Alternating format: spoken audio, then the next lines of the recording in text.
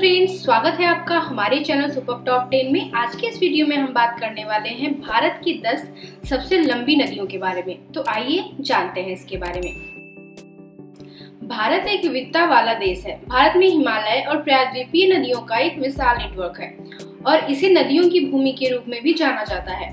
कई नदियां हैं जो पूरे देश में बहती हैं। गंगा नदी भारत की सबसे लंबी नदी है और दुनिया की तीसरी सबसे बड़ी नदी भी है। भारत में नदियों के किनारे कई प्राचीन सभ्यताओं का विकास हुआ है। भारत में नदियों की पूजा भी की जाती है क्योंकि वे हर जीवित प्राणी की जीवन रेखा है। तो आइए जानते हैं ऐसी ही 10 सबसे लंबी नदी के बारे में। नंबर 1, गंगा नदी। भारत में गंगा के नाम से जानी जाने वाली नदी हिंदुओं के लिए सबसे पवित्र नदी है और इसे गंगा देवी के रूप में भी पूजा जाता है। अफसोस की बात है कि यह दुनिया की सबसे प्रदूषित नदियों में से एक है। गंगा भारत की सबसे लंबी नदी है और भारत की सबसे बड़ी भी। यह उत्तराखंड के गंगोत्री ग्लेशियर से निकलती है और बंगाल की खाड़ी से मिल जाती है। इसकी लंबाई 2525 किलोमीटर है। नंबर 2, गोदावरी नदी। गंगा के बाद गोदावरी भारत की दूसरी सबसे लंबी नदी है। ये कई सहस्राब्दियों के हिंदू धर्म ग्रंथों में पूजनीय रही है और समृद्ध सांस्कृतिक विरासत को पोषित करती आ रही है।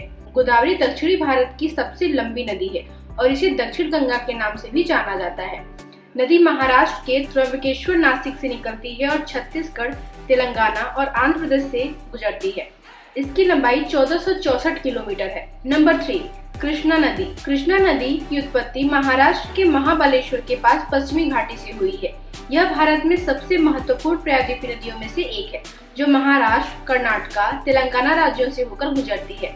अंत में आंध्र प्रदेश की बंगाल की खाड़ी में मिल जाती है। इसकी लंबाई कुल 1400 किलोमीटर है। नंबर 4, यमुना नदी। यमुना नदी गंगा की सबसे लंबी सहायक नदी है।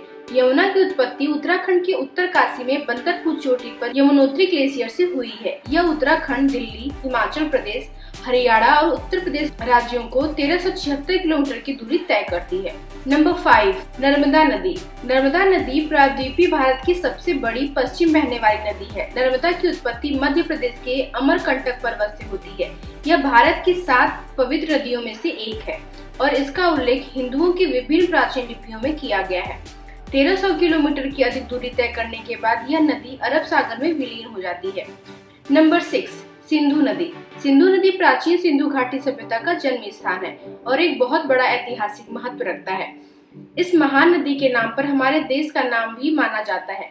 सिंधु नदी मानसरोवर झील से निकलती है और लद्दाख, गिलगित और बल्टिस्तान तक जाती है। इसकी कुल लंबाई 1114 किलोमीटर है। नंबर 7, ब्रह्मपुत्र। भारत की प्रमुख नदियों में से एक ब्रह्मपुत्र की उत्पत्ति तिब्बत में हिमालय के एंगसी ग्लेशियर से हुई है। यह नदी अरुणाचल प्रदेश के रास्ते भारत में प्रवेश करती है। यह तब असम से होकर गुजरती है और अंत में बांग्लादेश में प्रवेश करती है। इसकी कुल लंबाई 916 किलोमीटर है। नंबर 8, महानदी नदी। महानदी संस्कृत के 2 शब्दों महा और नदी के एक यौगिक है जिसका अर्थ है कि महान नदी। यह नदी छत्तीसगढ़ के सिहावा पहाड़ों में से निकलती है और उड़ीसा राज्य से होकर बहती है। महानदी भारतीय उपमहाद्वीप की किसी भी अन्य नदी की तुलना में अधिक गाद जमा करती है। इसकी कुल लंबाई 890 किलोमीटर है। नंबर 9, कावेरी। कावेरी तमिलनाडु की सबसे बड़ी नदी है। कावेरी कर्नाटक के कोडागु जिले के तालकवेरी में पश्चिमी घाट की तलहटी से निकलती है। यह नदी कर्नाटक और तमिलनाडु राज्यों के माध्यम से एक दक्षिण पूर्वी दिशा में बहती है और बंगाल की खाड़ी तमिलनाडु में जाके मिल जाती है। इसकी कुल लंबाई 800 किलोमीटर है।